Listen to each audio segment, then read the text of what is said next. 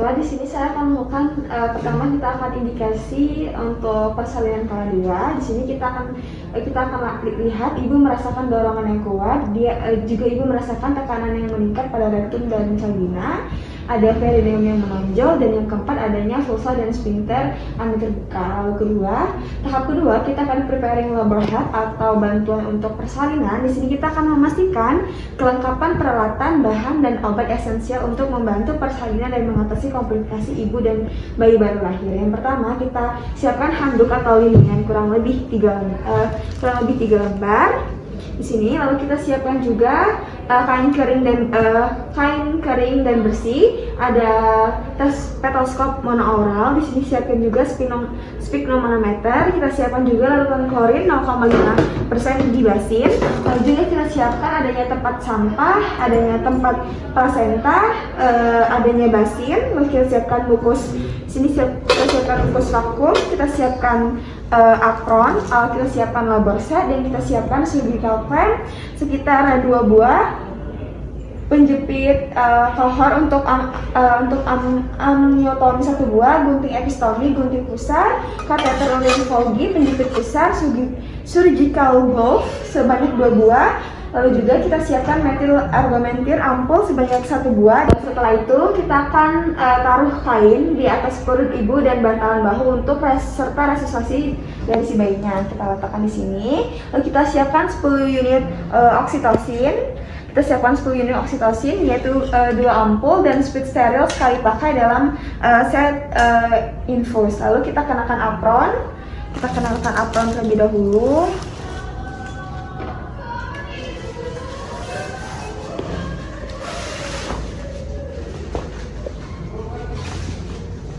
Lalu setelah itu kita gunakan Google. Lalu juga kita siapkan sepatu boot. Lalu lepaskan semua perhiasan dan kita cuci tangan dengan 7 langkah dan 6 langkah menurut universal precaution. Lalu kita kenakan sarung tangan bedah pada satu tangan yang akan digunakan untuk pemeriksaan dalam. Di sini kita akan gunakan pada tangan kanan. Nah, setelah itu kita akan masukkan oksitosin ke dalam speed menggunakan tangan yang memakai sarung tangan benda, dan pastikan tidak ada kontaminasi dari speednya. Sini kita buka, kita ambil.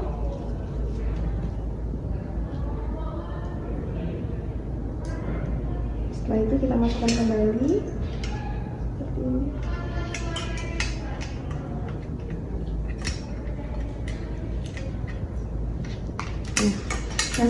Nah, di sini kita akan bersihkan vulva dan perineum. Kita akan buka dengan hati-hati dari arah anterior ke bagian posterior dengan menggunakan kapas atau kasa yang sudah dibasahi. Lalu jika ada feses mengkontaminasi introitus dari vaginanya, perineum atau anus, usap dengan hati-hati dari bagian anterior ke bagian posterior. Lalu kita akan buang kapas atau kain kasa yang terkontaminasi ke dalam wadah yang sudah tersedia atau ke dalam kotak sampah. Nah, setelah itu kita akan ganti sarung tangan yang terkontaminasi dan lepas dan rendam dalam larutan klorin 0,5%. Lalu kita akan gunakan sarung tangan yang baru. Kita masuk. Nah, setelah itu kita akan melakukan pemeriksaan di manual atau pemeriksaan dalam. Nah, di sini kita akan masuk. Dan untuk memastikan pembukaan lengkap, ketika selaput janin tidak pecah dan pembukaan selesai, maka dilakukan amniotomi. Nah, kita akan dekontaminasi lagi sarung tangan dengan cara merendam tangan yang memakai sarung tangan ke dalam larutan klorin, dan rendam secara terbaik dalam larutan klorin selama kurang lebih 10 menit. Dan setelah itu kita akan cuci tangan setelah sarung tangannya dilepas. Lalu kita akan lakukan periksa denyut jantung janin setelah kontraksi saat rahim rileks. Hal ini untuk memastikan detak jantung janin berada dalam kisaran normal, yaitu 110 sampai 160 kali per menit. Nah, ambil tindakan yang tepat jika DJJ-nya itu tidak normal. Lalu kita catat hasil pemeriksaan, DJJ, semua hasil pengkajian dan perawatan lainnya pada partograf. Lalu kita akan persiapkan ibu dan keluarganya untuk membantu proses mengeja. Nah, di sini kita akan beritahu ibu bahwa pembukaannya sudah selesai, kondisi janinnya baik, bantu dia untuk menemukan posisi yang nyaman sesuai dengan keinginannya.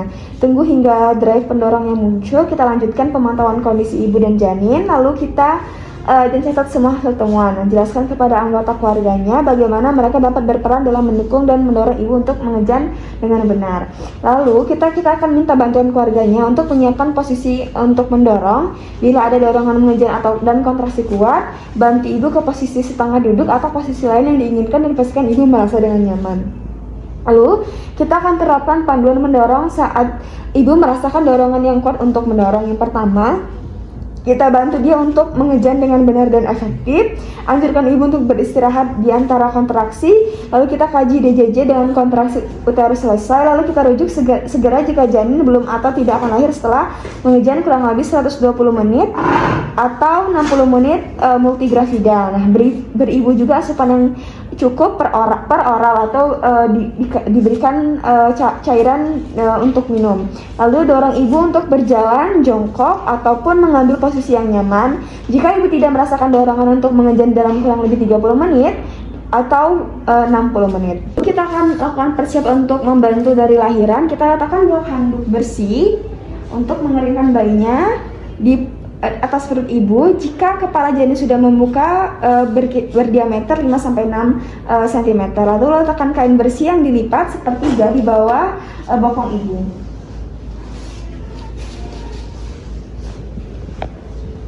Nah, lalu kita akan buka penutup set nifas dan periksa kembali kelengkapan alat dan bahan. Setelah itu kita akan setelah selesai kita akan kenakan sarung tangan steril kembali.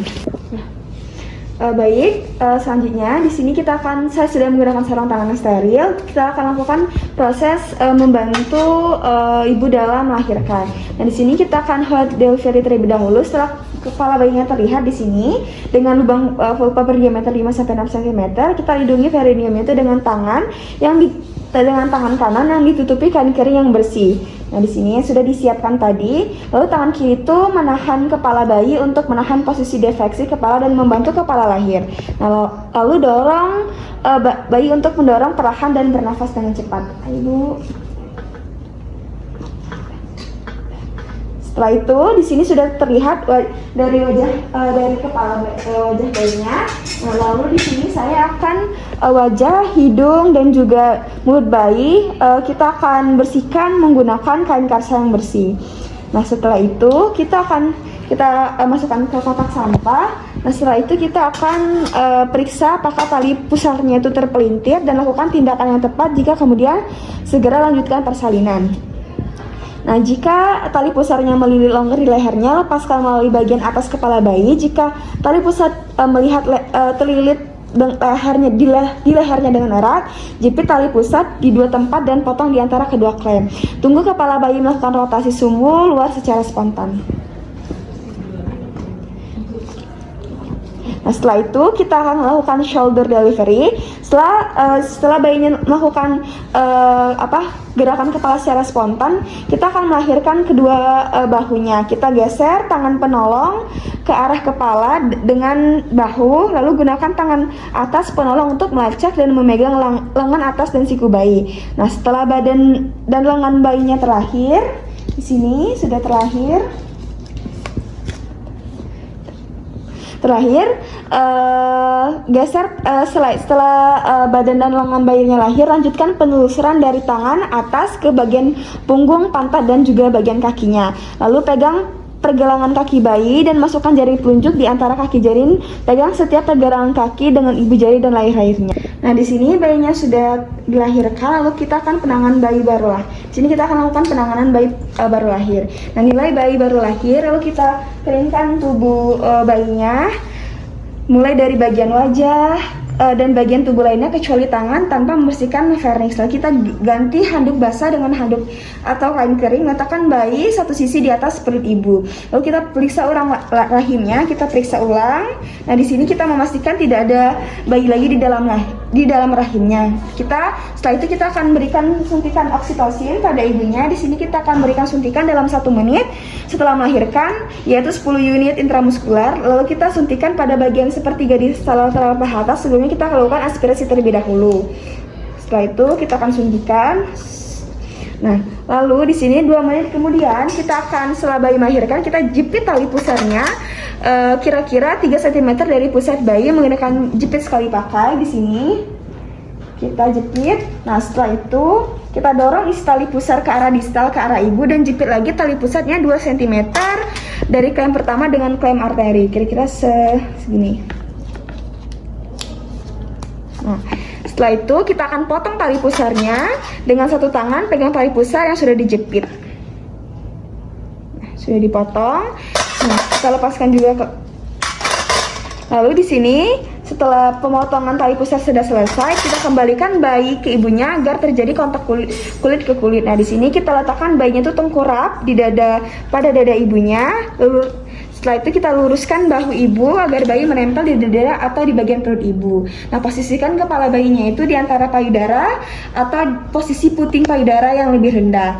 Nah, setelah selesai, di sini kita akan tutupi ibu dan bayinya menggunakan selimut. Di sini kita akan tutupi menggunakan selimut. Dan kita tutup juga kepala bayi dengan topi. Nah, setelah prosedurnya setelah selesai, di sini saya akan melepaskan sarung tangannya. Di sini saya lepaskan sarung tangan, dan saya akan masukkan ke dalam larutan klorin. Nah, setelah itu saya akan cuci tangan lagi 6 langkah menurut WHO.